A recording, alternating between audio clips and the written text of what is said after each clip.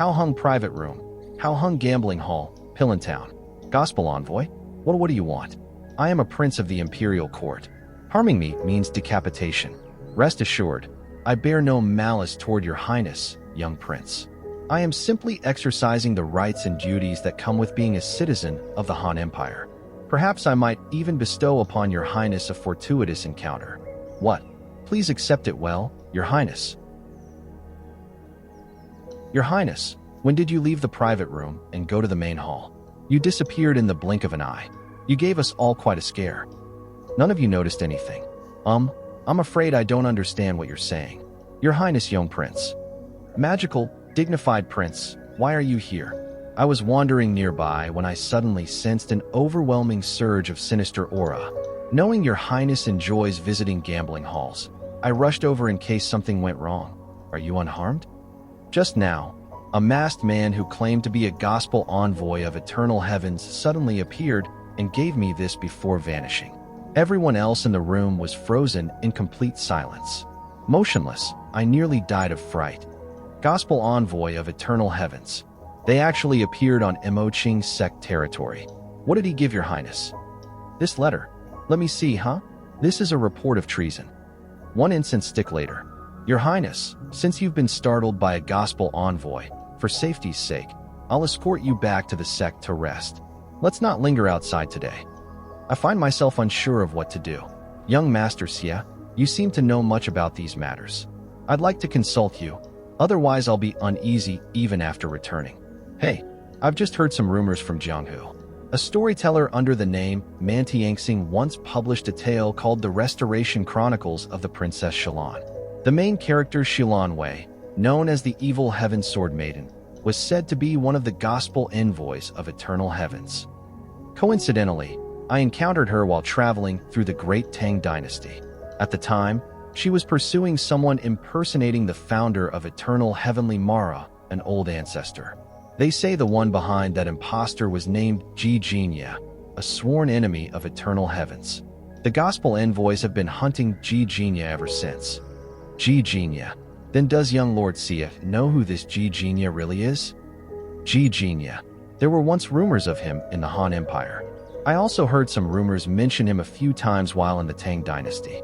He was once tasked with a secret mission by the feared commander Hai Hongyi of the Tang's Underworld Bureau. Using the phrase, "If heaven has degree your death, no chance for survival." The sword's draw, he was to assassinate the Grand Censor of the Tang, Deputy Abbot of the Vermilion Bird Temple, Master Cheng Jing. What such a thing actually happened? But what does that have to do with Ji Jinya?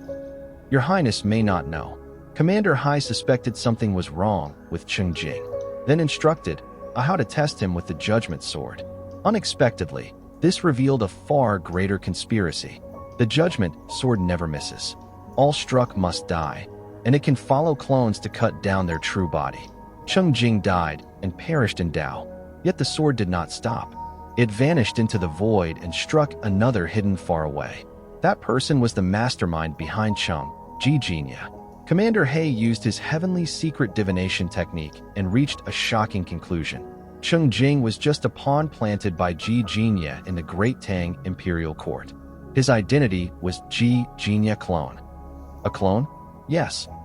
Commander He discovered that Ji Jinya was an old official from the former dynasty of Han, harboring grand ambitions. I didn't return with Elder Gong's son because I wanted to see how the Great Tang would deal with him. But sadly, I heard nothing further. Thinking back, having a top official turn out to be a spy is a huge scandal. The Tang likely handled it through secret operations. Whether they're still hunting Ji Jinya or have already captured and executed him, they likely wouldn't announce it publicly.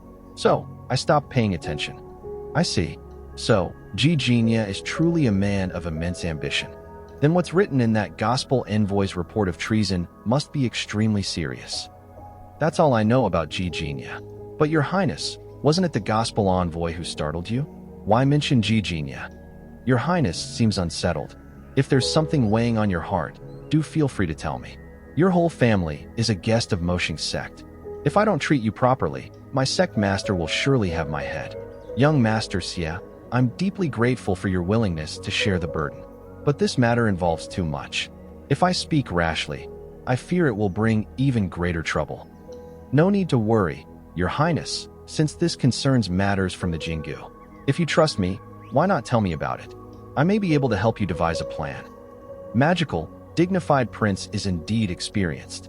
Perhaps even Een doesn't know as much as he does. Why don't you just take a look at this? The letter from the Gospel Envoy to Your Highness. Let me see. Remnants of the former dynasty, Jijinya. Daoist Qi Shu from the Song dynasty is residing in the Shima sect.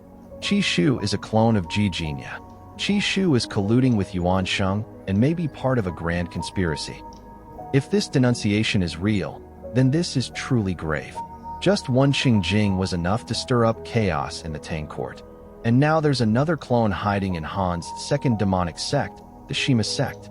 Just the thought is terrifying. I understand the logic, but what I don't understand is why did this letter come to me? I have mountains of gold and silver, but no real power. Your Highness underestimates yourself. The Princess of Anna is bold, generous, unorthodox, charitable, and righteous. Like father, like son. The Gospel Envoy must have thought of this when choosing to find you. Is that so? Your Highness isn't familiar with the affairs of Jianghu. So, you wouldn't know.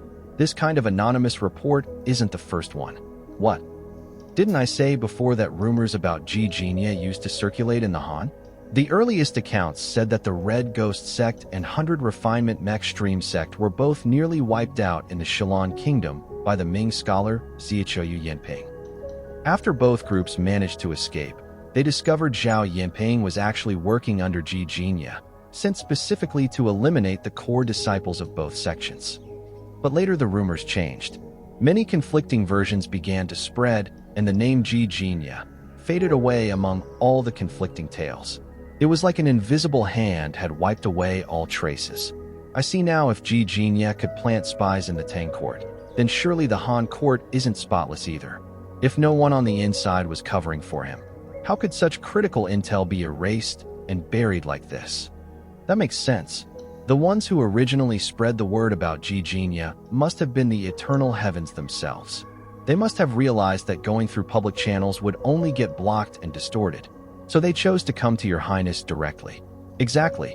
While I may hold no official power, I carry the blood of the royal family and can report directly to His Majesty. Then Your Highness must act swiftly. Who knows how far along the Tang are in their hunt for Jijinya? If they catch him first, Great Han will lose all face. Yes, Jijinya is a traitor to the Han. If he is to be executed, it must be by our own hand. We can't let a foreign power take the credit. I shall return immediately to prepare for an audience with His Majesty. 2 hours later. I was having such a fun time strolling. Why did you suddenly call me back? It's urgent. Quickly use your true chi to light the royal golden candle. Your father must report something vital to the Emperor. Something urgent. The royal golden candle has been lit. That boy, he really managed to fool Prince Yo. Happy Labor Day. Honor to all who work.